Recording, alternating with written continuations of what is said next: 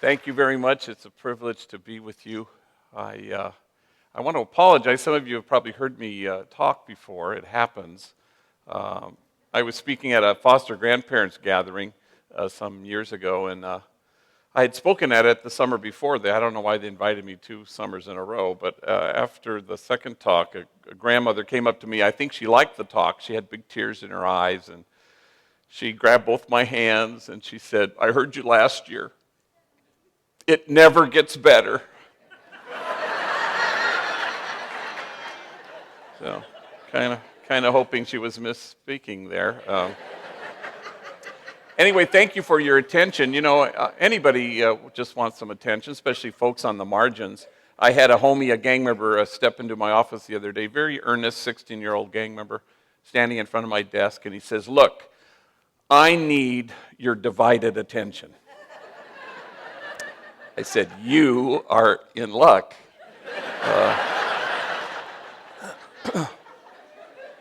You know, I suppose there's a vision that brings you to a place like this theater for the day, and it's a vision of wanting to see the world looking differently than it currently looks. The prophet Habakkuk writes, "The vision still has its time, presses on to fulfillment, and it will not disappoint. And if it delays, wait for it." But nobody wants to wait for too long. We want to make something happen, and that's what I want to suggest in the brief time I have with you. That what we all want to create and form is a community of kinship such that God, in fact, might recognize it. I suspect that Mother Teresa diagnosed the world's ills correctly when she suggested that the problem in the world is that we've just forgotten that we belong to each other. So how do we stand against forgetting that? How do we create and imagine a circle of compassion and then imagine nobody standing outside that circle? And to that end, what we hope to do, all of us, I think, is to inch our way out to the margins so that we can stand with the poor and the powerless and the voiceless, that we can stand with those whose dignity has been denied, with those whose burdens are more than they can bear. Occasionally, you get very fortunate and blessed to be able to stand with the easily despised and the readily left out, with the demonized so that the demonizing will stop, and with the disposable so that the day will come when we stop throwing people away. I suspect that if kinship was our goal, we would no longer be promoting justice, we would in fact be celebrating it. For no kinship, no justice. No kinship, no peace. So for 25 years, it's been the privilege of my life to work with gang members, and they've taught me everything of value, really. But especially in the last couple of years, they taught me how to text, and I'm so grateful to them. I find that it sure beats the heck out of actually talking to people, and so I'm pretty dexterous at it, LOL and OMG and BTW, you know, and the homies have taught me a new one, OHN, which apparently stands for, "Oh, hell no." And I've been using that one quite a bit lately. And so there I am with 2 homies, Manuel and Poncho. They're older vatos who work at Homeboy Industries. We have 400 employees there. And guys have been to prison and tattooed. They do a variety of things. They're going to help me give a talk in Palm Desert at a high school. And so we meet at 9, we get in the car. 15 minutes on the road, Manuel's in the front seat, and he gets an incoming text, and he chuckles to himself. And I said, "What is it?" He goes, "Oh, it's dumb. It's from Snoopy back at the office." Well, I had just seen Snoopy. Snoopy gave me a big abrazote as the day began. And Snoopy and Manuel work together in the clock-in room where they clock in all our workers. It's a tough job. I said, "Well, what's he say?" "Oh, gosh, hang on. It's dumb. Hey, dog, it's me, Snoops. Yeah, they got my ass locked up at county jail. They're charging me with being the ugliest vato in America. You have to come down right now, show them they got the wrong guy."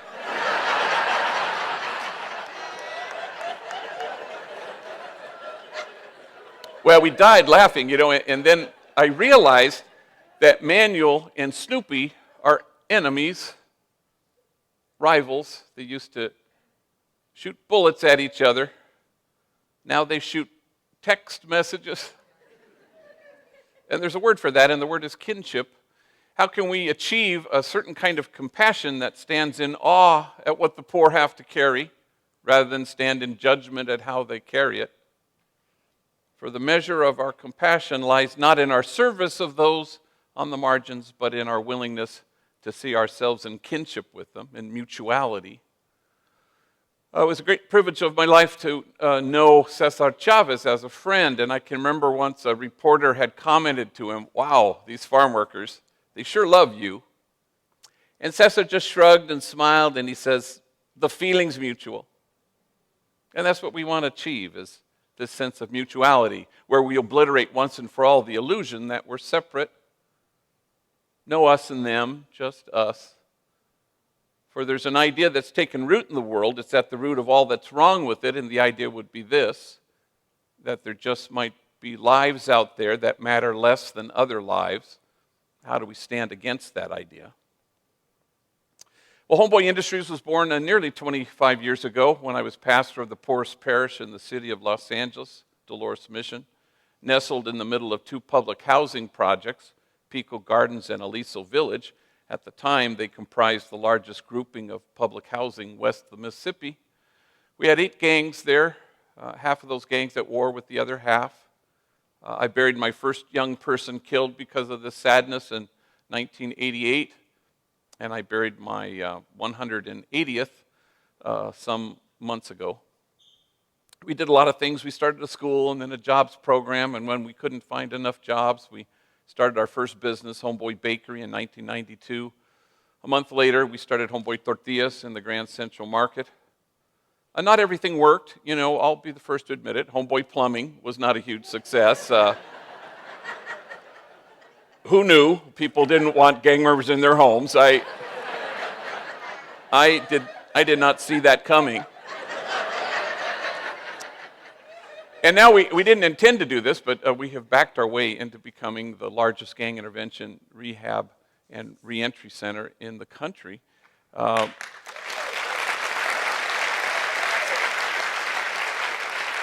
So 15,000 folks a year walk through our doors. Keep in mind there are 1,100 gangs in LA County and 86,000 gang members. And so you name anything that might be helpful, we do it, from curricular things like anger management and parenting. Lots and lots of mental health counselors, case managers, job developers, free tattoo removal. No place on the planet removes more tattoos than we do. We have a designated clinic, 3 laser machines, 29 doctors, 800 treatments a month. And it was all started because of a guy named Frank who wandered out of Corcoran State Prison, 2 days out of prison. And he wanders into my office, and he's sitting in front of me, and tattooed on his forehead like a banner, like a billboard, and pardon my French, it says, "Fuck the world." Wow. Yeah. And he said, I'm having a hard time finding a job.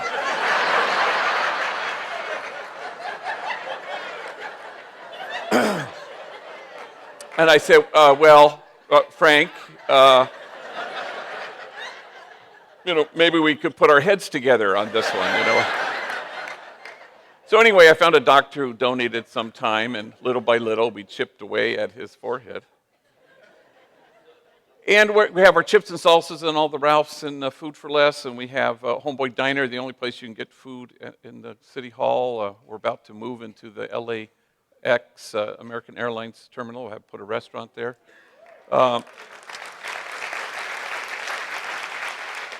Homeboy Bakery, Homeboy Silkscreen, Homeboy Homegirl Merchandise, where we sell our logo stuff. We're in 24 different farmers markets, where we have the solar panel installation training program, and Homegirl Cafe, where women with records, young ladies from rival gangs, waitresses with attitude, will gladly take your order.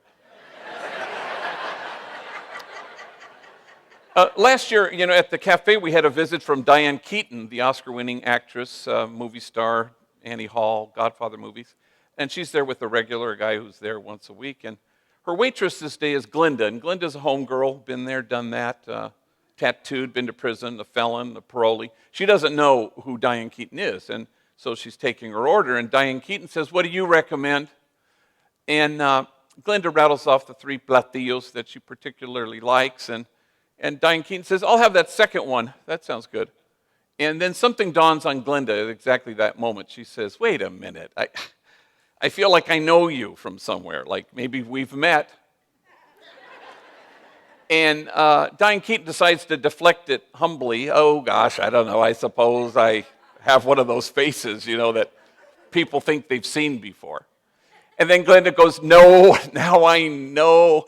We were locked up together.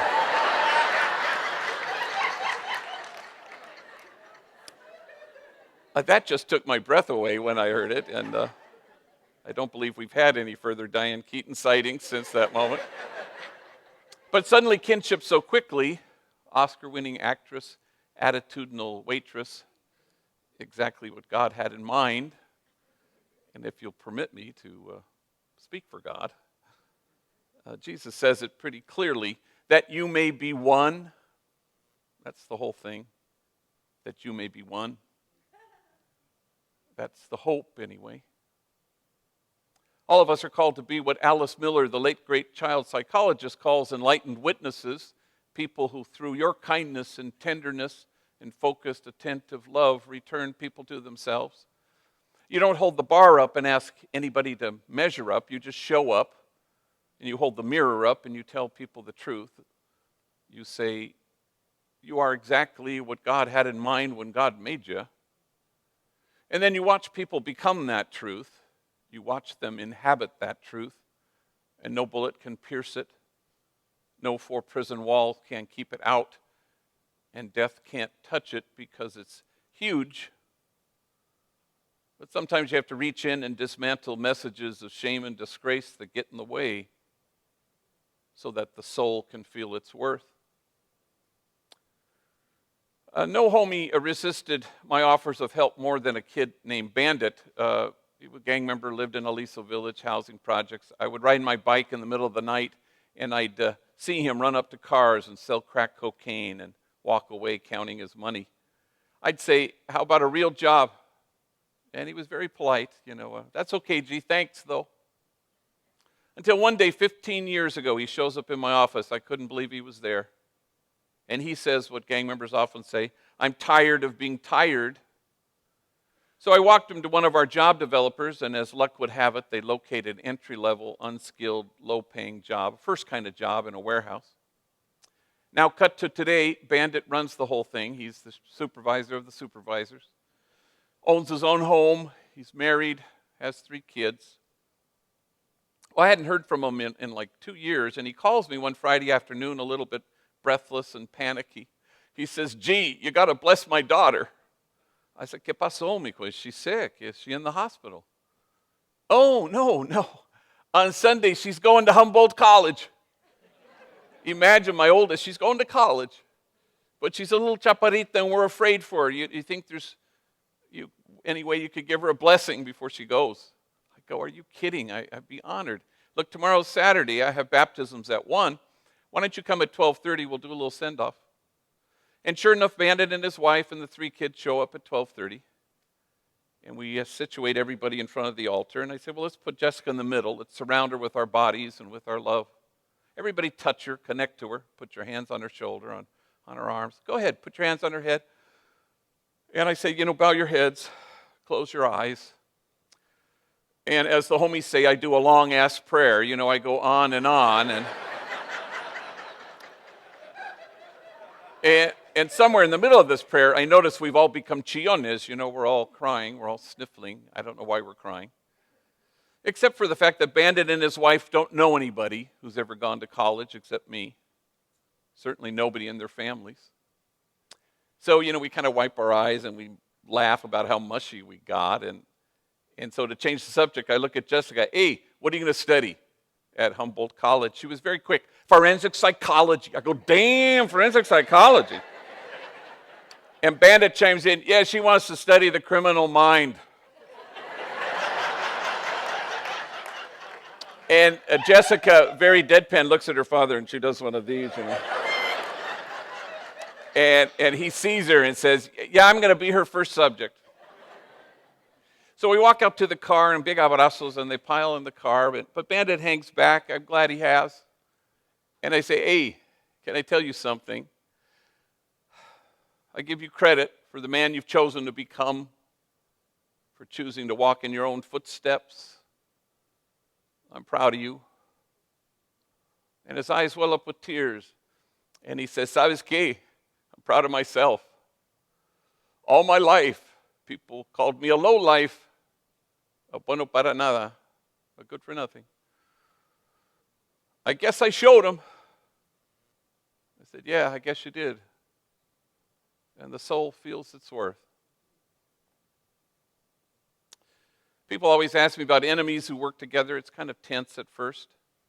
A homie will come in and say, I'm ready. And I'll say, okay, I have an opening in the bakery, but you have to work with X, Y, and Z. And I rattle off the names of rivals. And they always say the same thing. They always say, I'll work with them, but I'm not going to talk to them. But, that used to bother me in the early days. But, the truth is, human beings can't demonize people they know. It's hard to sustain that, really. So I had a homie named Youngster, a little tiny guy. Everybody called him Youngster. And I thought he was ready, so I bring him into the Homeboy silkscreen factory, and I introduce him to all his 30 co-workers. That's our biggest business, huge factory. And I watch him as he shakes hands with everybody, looking them in the eyes, even enemies, until he gets to the last guy, a guy everybody called Puppet, and Puppet seems to be avoiding this encounter altogether. And when Puppet and Youngster are in each other's vicinity, they kind of mumble something. They stare at their shoes. They don't shake hands. Well, I know they're enemies, but he just finished shaking hands with other enemies. I discover later that this is a hatred that's quite personal and deep, beyond which neither of them think they can get past. So I sense that at the moment, and I say, hey, if you guys can't hang working together, let me know. I got a bunch of people who want this job. And they say nothing. 6 months later, Puppet is walking to a corner store not far from his home and buys something. But on the way home, he kind of takes a detour, a shortcut, cuts into an alley. Suddenly, he's surrounded by 10 members of a rival gang, 10 against 1. They beat him badly. He falls to the ground. While he's lying on the ground, they will not stop kicking his head until he's lying there lifeless.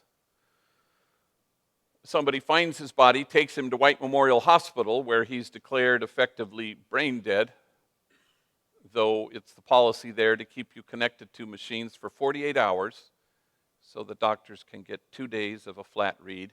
Then they sign the death certificate. This allowed family and friends to gather. I was in St. Louis University giving a talk. I flew home. I've seen a lot of horrible things in my life, but nothing to compare to the sight of this young man with his head swollen many, many times its size. It was horrifying. You could barely train your eyes on him. So at the end of the 48-hour period, I gave him a blessing. I anointed his forehead with oil. We disconnected. And a week later, I buried him. But in the first 24 hours, I'm alone in my office. It's 8:30 at night, and the phone rings, and it's Youngster from the silkscreen factory, Puppet's coworker. Hey, he says, that's messed up about what happened to Puppet. I said, yeah, it is. And then with a certain kind of eagerness even, he says, is there anything I can do? Can I give him my blood? And we both fall silent under the weight of it until finally he breaks the silence, choking back his tears, and he says with great deliberation, he was not my enemy. He was my friend. We worked together. Now, can I say that always happens at Homeboy Industries? Yeah. Any exceptions? No. And it shouldn't surprise us that God's own dream come true for us, that we be one, just happens to be our own deepest longing for ourselves. It turns out it's mutual. For the vision still has its time, presses on to fulfillment, and it will not disappoint. And if it delays, we can wait for it. Thank you very much.